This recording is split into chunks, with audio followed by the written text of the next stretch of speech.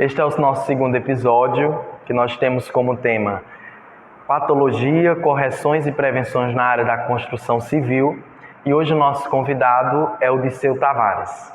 Então, desde já, a gente gostaria aqui de desejar nossas boas-vindas, ao Diceu Tavares, em nome da escola e em nome do nosso curso de Edificações. E para iniciarmos, nós gostaríamos de saber, qual a sua área, você é formado em quê? Enfim, fique à vontade. Tá. Prazer, obrigado pelo convite, a professora Elisângela.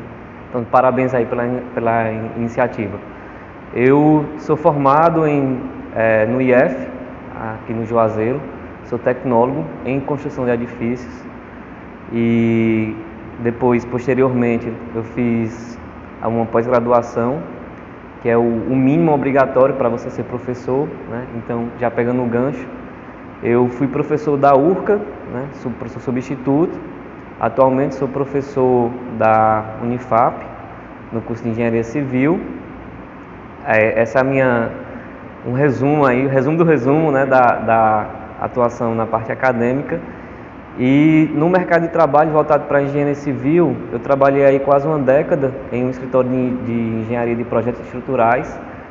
Aqui no Juazeiro, esses edifícios que vocês veem aí, ou foi projetista de fora, ou foi da empresa que eu trabalhei aí durante uma década, quase uma década, Em seguida, depois trabalhei em mais duas construtoras aqui da região, duas construtoras grandes, que é o Grupo Araruna e o pessoal do Grupo Bender. Fiz um trabalho de forma direta e indireta para eles. Perfeito. Então, Diceu, para a gente iniciar, eu acredito que sempre quando você inicia com alguma temática, eu acho que é interessante a gente iniciar pelo conceito, pelo que é, E daí eu gostaria de saber o que é a manifestação no que se refere à patologia. Certo. Olha, é o seguinte, tudo que a gente tem de anomalia, ou seja, que não funciona de forma corretamente, a gente chama uma manifestação patológica. Sendo que tem uns graus de manifestação patológica dessas anomalias que pode prejudicar, de certa forma, mais incisiva e mais perigosa, uma edificação. Por exemplo, se você tiver na sua casa uma torneira pingando, por qualquer que seja o motivo, ou se era um material de baixa qualidade, ou então for um mau uso da torneira, isso é uma anomalia. O que é que essa anomalia pode trazer para a tua edificação? Agora, se você já tem algo mais perigoso, como uma manifestação patológica, corrosão nas armaduras em uma estrutura de concreto, então isso já é uma anomalia, mas é uma anomalia mais perigosa. Então tudo que não funciona como deveria funcionar, a gente pode chamar assim basicamente de uma manifestação patológica. É uma manifestação de uma patologia, de uma anomalia, não normal dentro de uma edificação. Bom, Diceu como intermediário de algumas obras, como funcionava esse processo de inspeção em busca dessas diversas anomalias patológicas? Tá. Então, o trabalho de inspeção predial, ele é um trabalho que, de certa forma, nós temos três vias, A via empírica, que é a via só do saber. A gente tem a via científica, onde você precisa, para poder fazer a inspeção, ou a investigação, através de documentos, de ensaios, E a via mista, que é utilizando esses dois. As duas vias para intermediar, esses dois conceitos.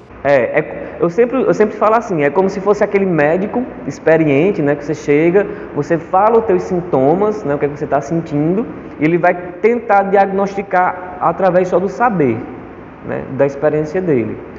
Aí tem um médico que, além de tentar diagnosticar com o saber, ele faz o quê? Ele passa exames para você, fazer hemograma, tomografia, e isso é a via mista. E tem aquele médico que a gente fala, o médico recém-formado, que ele não quer dar o diagnóstico lá na hora, mas ele passa um bocado de exame, Isso é só a via científica, Então, é interessante que todo profissional que ele vá trabalhar nessa área, obviamente, ele vai adquirir esse conhecimento com o tempo ou então com pós-graduações, estudando por fora, ele consiga adquirir esse conhecimento para poder ir até a edificação e conseguir fazer esse trabalho de inspeção. Existem duas formas, que eu sempre falo também, isso é de acordo com a norma, a norma de inspeção predial, a 16.747 de 2020, né, que você tem duas formas. Tem a inspeção sensorial, que a própria norma,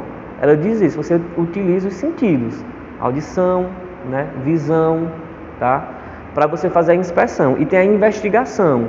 A investigação é algo mais profundo, né, onde você precisa de quê? Você precisa de analisar documentos, você precisa fazer escavações para poder ver a fundação, você precisa, além da anamnese, que é aquela conversa que a gente tem com o proprietário, então com quem construiu, além de fazer esse tipo de trabalho, né, você tem ensaios como esperometria, extração, carbonatação.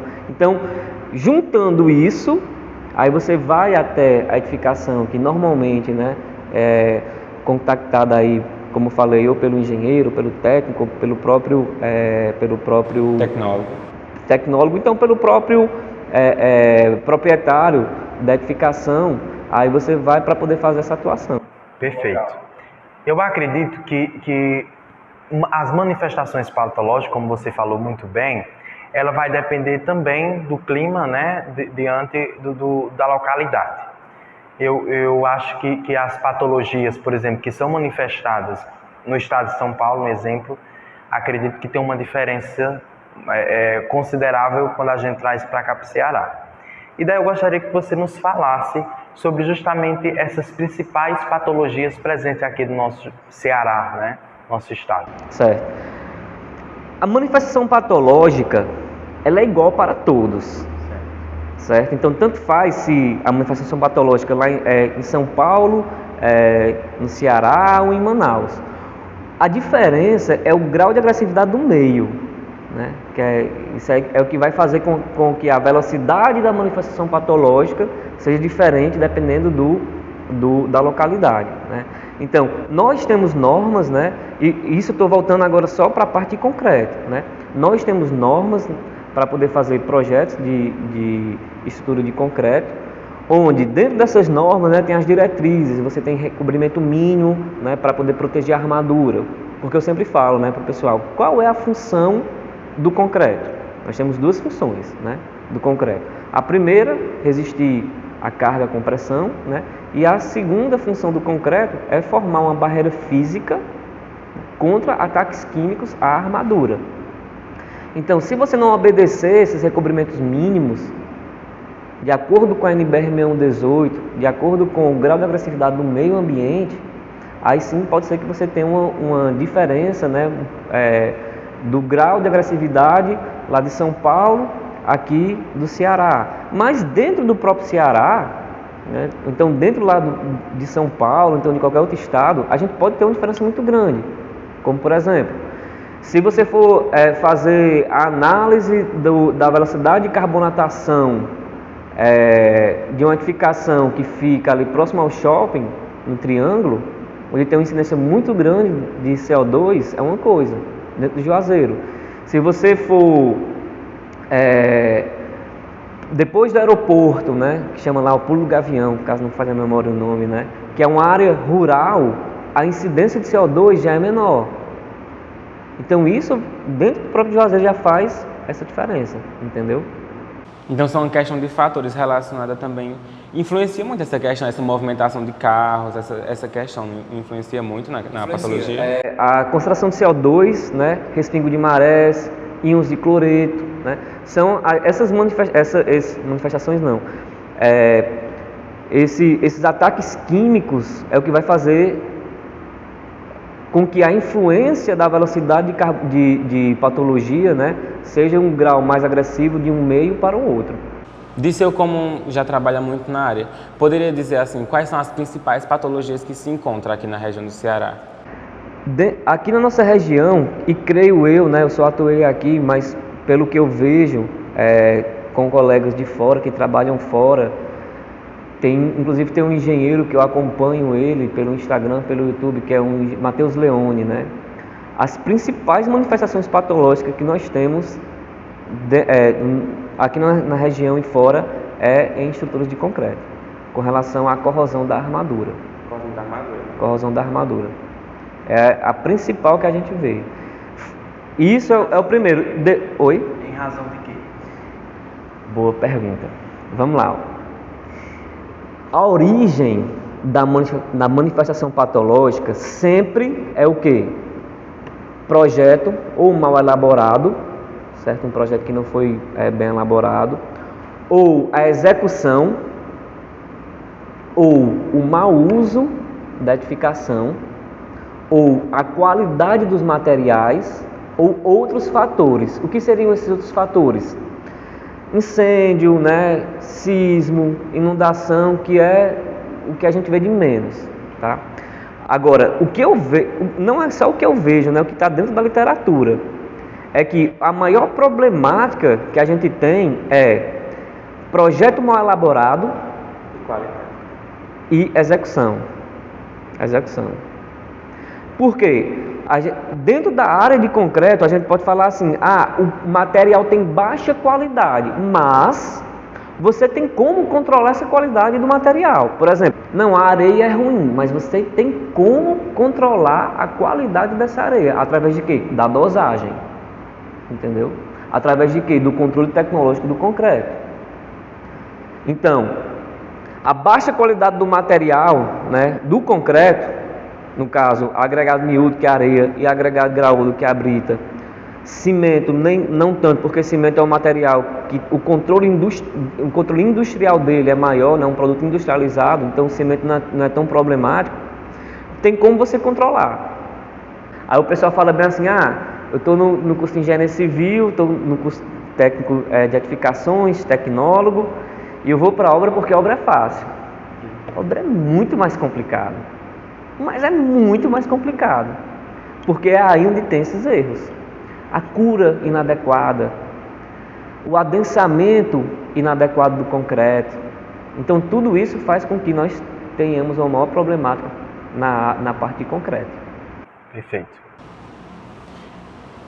Disseu, assim, como Disseu já viu diversas patologias. Na questão econômica, vale mesmo você não gastar muito, pegar esses diversos produtos mais baratos, utilizar em sua obra e futuramente isso prejudicar? Será que vai valer muito a pena essa baixa qualidade ou então esse menor preço? Isso é uma falsa sensação que a gente tem do resultado rápido. Como assim, Disseu? Da seguinte forma: eu quero comprar essa caneta, eu preciso escrever uma pauta aqui para fazer um podcast. E para eu escrever eu preciso de uma caneta, né? Essa caneta aqui, ela custa, sei lá, R$1. Mas eu preciso urgente, eu não tenho R$1, eu tenho 10 centavos. Então eu vou gastar os 10 centavos e vou conseguir escrever isso aqui. Sendo que tem mais 5 entrevistas pela frente. E a caneta vai falhar em 1 hora. E aí vai te deixar na mão. Então, essa falsa sensação de resposta rápida para poder solucionar um problema que a gente quer na hora, faz com que muitas pessoas façam isso, né? Compre um material de baixa qualidade, né? Se você for economizar em alguma dessas etapas que eu falei, que são as origens das manifestações patológicas, que é o quê? Projeto, execução, né? Materiais, tá? Faz com que na frente você vai ter uma problemática muito grande na tua edificação e o custo para poder fazer o reparo é bem maior do que se as medidas, né, corretas fossem tomadas nas fases iniciais do empreendimento. E fase inicial não estou falando de obra, estou falando de planejamento. É das primeiras etapas, né? Aquele fator inicial para poder... O fator inicial. Por exemplo, o pessoal às vezes quer economizar na parte de impermeabilização, porque é caro. Se quem for construir contratasse um profissional especializado em fazer orçamento e dentro do orçamento tivesse incluindo os projetos de impermeabilização, que a gente não tem essa cultura aqui na região de ter projeto de impermeabilização, a gente não tem. Existe, mas não tem. A cultura, porque é um custo que o proprietário acha que é desnecessário. Então, todo mundo quer ser um pouco, né, engenheiro, todo mundo quer entender um pouco da área de construção. Então, se realmente você como cliente, deixar os profissionais atuarem e pagar para aquilo, porque é um serviço que deve ser pago, a gente não teria essa problemática. Se na época da construção o proprietário falasse, faça todos os projetos, inclusive impermeabilização, que isso também não é obrigação dele saber, é do profissional.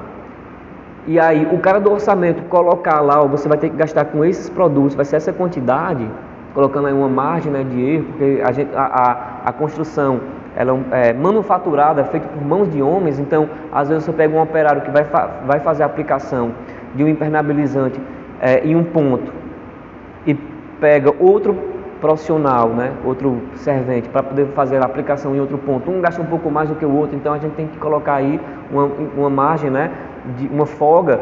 Quem faz isso é o cara do orçamento. Na hora que chegar o valor final da obra para o proprietário, ele vai dizer, cara, ou eu vou fazer ou não vou fazer. Ou então eu vou me capitalizar para poder fazer. Mas qual é a nossa cultura? Não, corta isso, corta isso, corta isso, corta isso. Aí eles vão cortando aonde ele acha que não vai dar problema inicial, a caneta. Ele vai comprar uma caneta de 10 centavos, mas lá na frente ele vai ter que gastar. Até mesmo para essas correções, né?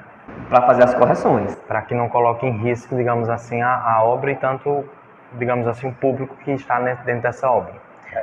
Bom, agora você explanou para a gente muito bem, né, sobre essas questões patológicas, sobre essas manifestações e a importância de sempre, no início dessa projeção, ter em mente que você pode economizar hoje, mas o amanhã, diante da apresentação dessas patologias, poderá gastar muito mais para essas correções.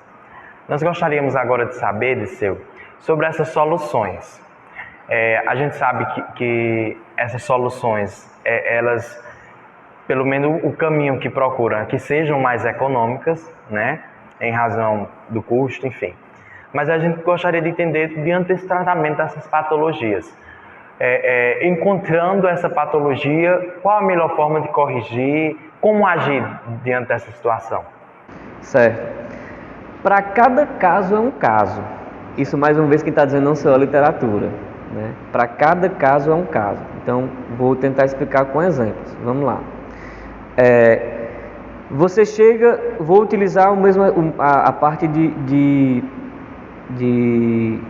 problema com umidade, falta de impermeabilização, ou então impermeabilização inadequada. Você chega em um imóvel, né, uma residência, e você detecta o tipo de manifestação patológica. Umidade de rodapé, que é o que a gente tem muito, né? Ok. O que é que está ocasionando essa umidade de rodapé? Disseu, pela literatura, a capilaridade por pressão atmosférica, a umidade sobe, chega até um determinado ponto de altura e aquela água tem que sair, ela não fica lá, ela vai sair, então ela sai, né, para o meio, etc. Ok. Quais são os produtos que eu tenho no mercado de trabalho? Tenho esse e esse produto. Ok. Esse produto ele é indicado para cá? Ok, beleza. Agora, se você fizer uma identificação errada daquela problemática, você vai aplicar um produto errado. E digo mais, há pessoas que identificam o problema correto e faz a aplicação errada do produto. Faz a especificação errada do produto.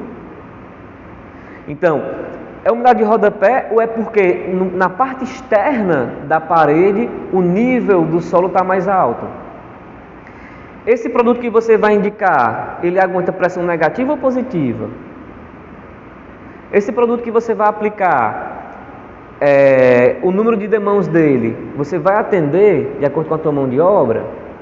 Então, para você fazer qualquer reparo de manifestação patológica, você tem que ter um conhecimento naquela área em que você vai atuar. E o que a literatura nos diz? Ela fala o seguinte, que normalmente se tem um engenheiro generalista, que é aquele que entende um pouquinho de cada área, e não desobriga ele, né, a fazer parceria com um engenheiro especialista. Há cursos de pós-graduação em que você consegue se especializar em uma área, mas até então, o que eu conheço, né, a grande maioria dos cursos de pós-graduação pega muito pesado na parte de estrutura. Por quê? Porque se uma parede está com umidade, essa parede que está com umidade aqui, ela não vai causar um problema direto à vida de uma pessoa. Mas se o problema for na área de estrutura e se não for sanado de forma correta, o que é que vai acontecer? Pode vir até um colapso. Então, diferente da área da medicina, a área da engenharia, né, permite, acho que é só a medicina que obriga, né, o estudante a fazer um curso de residência para poder atuar naquela área. Engenharia não, direito também não, né? Então, você terminou medicina, você vai ser um clínico geral, um médico clínico geral. Você não tem habilitação técnica para poder fazer uma cirurgia cardíaca. Diferente da engenharia. A engenharia você pode atuar em qualquer área que você escolher, você vai ter que estudar por fora. Então, para você conseguir fazer reparos dentro de uma edificação, você tem que ter conhecimento prático aliado ao conhecimento teórico, junto com o conhecimento de materiais. Por quê? Porque senão você pode causar um problema para você e para terceiros. Comece desde o princípio da segurança. Vai precisar evacuar o prédio ou não? É muito risco ou não? Então toda vez eu tenho que evacuar o prédio? Não, você vê casos aí em jornais, pesquisar na internet, tem engenheiros, doutores nessa área que conseguem pegar um prédio que está fora do prumo e colocar no prumo através de macaqueamento com o pessoal morando. Então, para você fazer isso, né, o CREA, ou então a prefeitura, ou então os órgãos regulamentadores como a própria justiça, não obriga você a fazer uma residência médica, residência de engenharia, né, você fazer estudar mais 3 anos para você se especializar naquela área. Mas você só pode colocar o teu pé dentro de um negócio se você tem essa experiência para poder fazer esse tipo de tratamento. Bom, como você pontuou muito bem, né, eu acredito que o estudo técnico ele é muito importante dentro dessa prática em que se refere a essas correções. Se Disseu pudesse passar uma mensagem para essas pessoas que porventura ou por determinadas situações estão tendo e vendo determinadas apresentações de patologia, ou até mesmo os próprios técnicos, né, engenheiros, o que você diria para elas? Seguir a recomendação técnica do profissional que você contratou. Só seguir. Perfeito. Então você aí que está com problema técnico, né, ou então que está aí fugindo um pouco da norma, siga a norma, porque aí a gente evita determinados gargalos, né, problemas. Então, a gente gostaria aqui de agradecer e você pode fazer suas considerações finais. Obrigado à professora Elisângela, a vocês, à escola Raimundo Saraiva, né? Exato. Faz um trabalho muito legal aqui com relação à formação de vocês profissionais, né? Mesmo quem não for seguir a área, né, Já é um grande embasamento. Já, nossa, muito. Tem uma responsabilidade social muito grande. E é isso, agradecer a tua disposição. Sempre que vocês precisarem, vocês como futuros profissionais em qualquer área, e a escola também, a professora Elisângela, todo mundo aqui da escola. Então, nosso muito obrigado pelos esclarecimentos sobre essas questões. As resoluções e o conhecimento, ele fomenta muito, né? Então, sou Pedro Henrique, do curso de Edificações. Sou Hugo, também do curso de Edificações. E aqui é a equipe do segundo episódio do nosso Edificast. Então, até o próximo episódio, tá bom? Tchau, tchau. Tchau.